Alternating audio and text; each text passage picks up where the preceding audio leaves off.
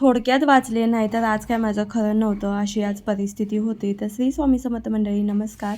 तर आज आमचा दांडेलीतला दुसरा दिवस होता. सकाळी लवकर उठून आमचं सर्व आवरून घेतलं. नंतर मग सकाळचा चहा वगैरे घेतला, नंतर नाश्ता वगैरे करून घेतला.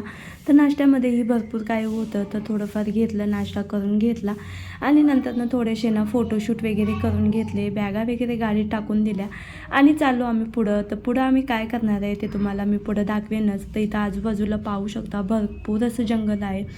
तिथून आम्ही आलो, अशा ॲक्टिव्हिटी आहेत तिथं आलो आणि हे दांडेलीमध्येच आहे. तर खूप छान आहे. तर इथं सर्वांनी आम्ही बोटिंग वगैरे केली आणि खूप काही काही केलं, पण तेवढं मला दाखवणं जमलं नाही. आणि ह्याच्यामध्ये इथं पाहू शकता, इतकी मजा आली, इतकी धमाल आली ना. 3 माणसंच जायचं आतमध्ये आणि असं फिरवता फिरवता मी बाजूला पडणारच होते, थोडक्यात वाचले.